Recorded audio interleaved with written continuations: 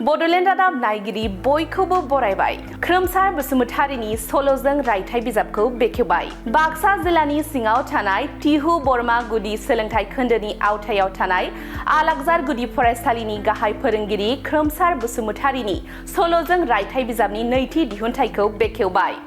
दिनै भारत उदांस्रि सानखौ लोब्बा लाखिनानै बेखेवफिननो 2002 मायथाइयावनो सुजुनानै सेबखांखानाय सल'जों रायथाइ बिजाबनि नैथि दिहुनथाइखौ आलागजार गुदि फरायसालियाव मोनसे हाबाफारिनि गेजेरजों बिजाबखौ बेखेवनानै होयो आलागजार गुदि फरायसालिनि लोगो फोरोंगिरि मनमती सरगयारिया। फारसेथिं बे बिजाबखौनो दुलाराय बर' फरायसा आफाद बरमा दखरा आफादा बरमानि खालजाराव थानाय जुलि मेदान मिनि स्टेडियामाव 79थि उदांस्रि सानजों लोब्बा लाखिनानै खुंफुंनाय गोजोन खौसेथि आरो अनलायनाय दिन्थिनाय थांखिजों लोगोआरि जोलुर गेलेनायनि सिगां बिजाबखौ बेखेवनानै होयो बाक्सा जिल्ला बर' थुनलाइ आफादनि लोगो नेहाथारि दुलाल सरगयारिया। बे बिजाब बेखेवनाय हाबाफारियावनो बरमा विधानसभा बियाबनि एमएलए भुपेन बर', बरमा गुदि बर' थुनलाइ आफादनि आफादगिरि उमेश चन्द्र बर', समाज सिबियारि दानस्रां खुंगुर बर', दिन'नाथ रामसियारि, बाक्सा जिल्ला बर' थुनलाइ आफादनि जिल्ला सोद्रोमा फुल'राम बर', समाज सिबियारि धनजित मेधि, फोरोंगिरि फरमान आलीजों लोगोसे ओनसोलनि गोबां मेलेमजिबि सुबुंफोरा बाहागो लायो। अदालगुरि जिल्लानि रायजोफोरनि थाखाय मोनसे गोजोनथाव रादाब। हादरनि मोनसे मुंदांखा कम्पानि फार्स्ट क्राइआ दायो अदालगुरियावबो दंसै।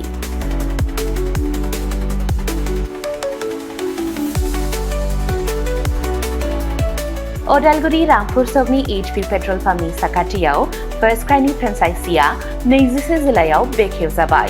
बे गलायाव गथ'फोरनि गासिबो बेसादफोरखौ मोननो हागोन। नोंथांनि खुदियानो गोनां जानाय गासिबो रोखोमनि बेसादफोरखौ बे मोनसे जायगायावनो मोननो हागोन।